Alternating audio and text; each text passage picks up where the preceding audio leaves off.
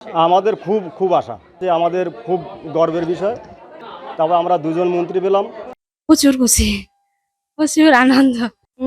বলবো যে এখানে একটু যেন ভালো আর কি ব্যবস্থা করে দেন। একজন মতুয়াদের আশা ভরসা, আরেকজন মনের জোর বাড়াচ্ছেন আদিবাসীদের। মাটির লড়াইয়ে টিকেছিলেন দুজনে, আর এবার এই দুই স্ট্রিট ফাইটারই পৌঁছে গেছেন রাজ্য মন্ত্রিসভায়।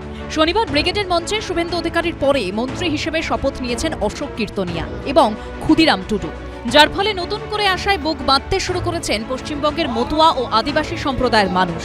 বনগাঁ উত্তর কেন্দ্রের দুবারের জয়ী বিজেপি প্রার্থী তিনি, নিজে মতুয়া সম্প্রদায়ভুক্ত। রাজ্যের প্রথম বিজেপি সরকারের মন্ত্রিসভায় অশোক কীর্তনিয়ার জায়গা পাওয়ায় উচ্ছ্বাসে মেতেছেন মতুয়ারাও।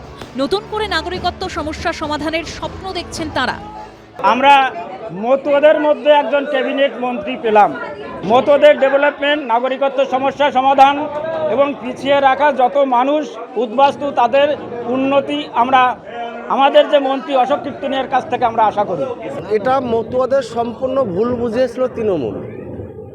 মতুয়ারা যদি সিএ ফর্ম ফিল আপ করতো, আগের থেকে তারা নাগরিকত্ব পেত। আমার উদ্বাস্তু মতুয়াদের কাছে একটাই বার্তা, আপনার সিএতে অ্যাপ্লিকেশান করুন, নাগরিকত্ব নিন, 200% গ্যারান্টি দিচ্ছি। কোনো উদ্বাস্তু সম্প্রদায়ের একটা মানুষের ভারতবর্ষ থেকে নাগরিকত্ব যদি যায়, আমাকে আপনারা প্রশ্ন করবেন।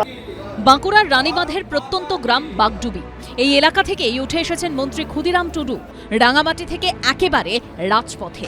শনিবার ব্রিগেডের মঞ্চে নিজের মাতৃভাষায় শপথ নিয়েছেন ক্ষুদিরাম টুডু। 15 বছর পর পূর্ণ মন্ত্রিত্বের আস্বাদ পেয়েছে জঙ্গল মহলের মানুষ। আমি বলবো আমাদের আদিবাসীদের জন্য কিছু কাজটা করুক ভালোভাবে, যেটা স্থায়ীভাবে ডেভেলপমেন্ট হয়। শুধু ধ্বংসা মাদল দিয়েছে, হ্যাঁ, আমাদের সাঁওতালি শিক্ষা নিয়েও বহুত কিছু হয়েছে। অনেকটা খুশি, প্রচুর প্রচুর আনন্দ।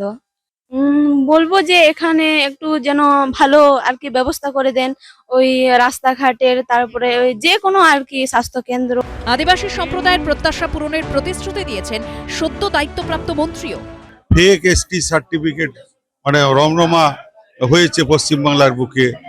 যারা এই সার্টিফিকেট ইস্যুতে মদত দিয়েছে, সেই সব অফিসারদের আমরা আইন আনুগত্যের ব্যবস্থা নেব। জঙ্গলমহলের একটা ল্যাম্পস, সেটা পুরোপুরি এই তৃণমূলের রাজত্বে ভেঙে পড়েছে। সেই ল্যাম্পসগুলো পুনরুজ্জীবিত করা হবে। হোস্টেল যেগুলো অলচিকি মাধ্যমে যে পঠন পাঠনের যে শিক্ষা ব্যবস্থা একবারে পুরো ভেঙে যায়, সেইগুলো আমরা কাজ প্রথমেই শুরু করব। সোমবার নবান্ন সভাঘরে মন্ত্রিসভার প্রথম বৈঠক করতে চলেছেন শুভেন্দু অধিকারী। সমীরণ পাল ও পূর্ণেন্দু পাত্রর রিপোর্ট, এবিপি আনন্দ। এবিপি আনন্দ, এগিয়ে থাকে, এগিয়ে রাখে।